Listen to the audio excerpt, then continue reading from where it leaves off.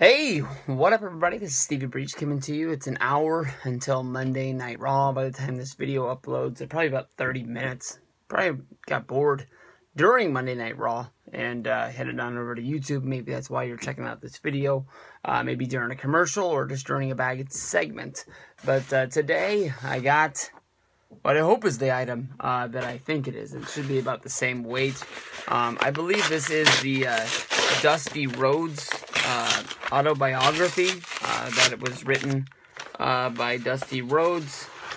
And honestly, I can say that I bought this book.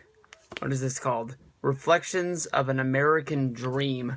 I bought this book probably within hours of his death. He probably died, or at least I heard about his death, probably about maybe 9 o'clock, 10 o'clock in the morning, and I bought this book off of Amazon at noon. Actually, when I was sort of reflecting over how much I love Dusty Rhodes, I thought of my autographed book collection, and I thought about, I met Dusty one time, and I just got a picture with him, and that's worth $1 million to me. I never got a chance to get an autograph, but I thought maybe I'd have a chance to pick up his book at a cheap price, and maybe I could find an autographed one that maybe somebody had put up on eBay, and just it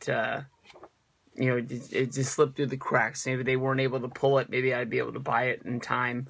And so I bought this. I actually bought this for 40 cents. And I actually sent the link to my buddy Miguel. He should be, I don't know if he'll do an unboxing on a Dusty Rhodes book or not, but he should be getting his as well. Seems to be in very good condition. I noticed that it was written on at the very top, which doesn't really matter to me.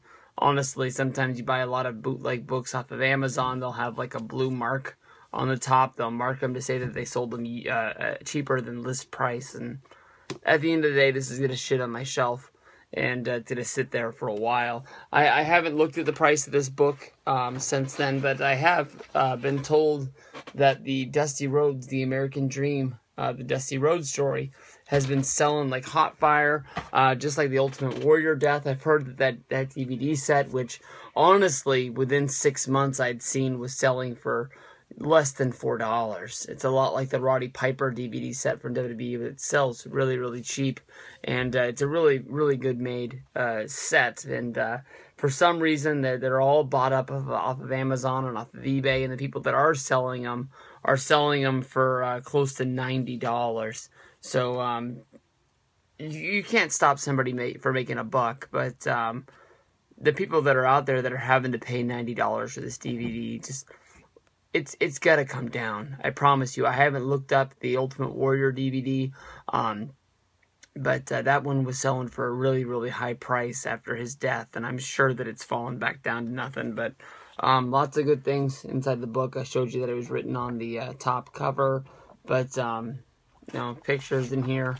Should be a really good read. When I used to listen to Wrestle Crap Radio, well, I still listen to the RD and Blade show, but for a long time they had a reoccurring character of the Dusty Rhodes book that was sitting on RD's desk, and so lots of good stuff in there.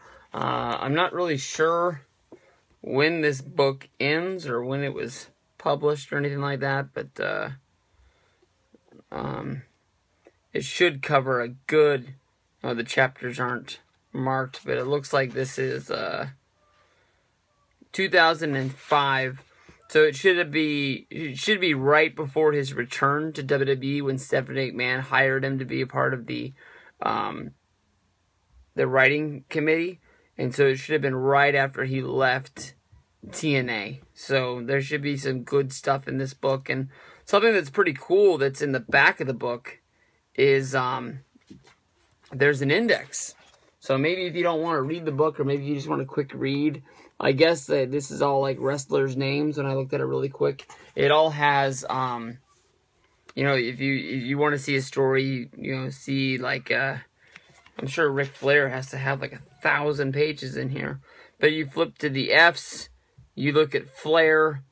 He wrote about Ric Flair on page 66, 72, 85, 88, 107, 110, 135, 136, 140, 142, 43, 52, 54, 206, 217, 219, 227, 230, 231, 236, 237, and 250.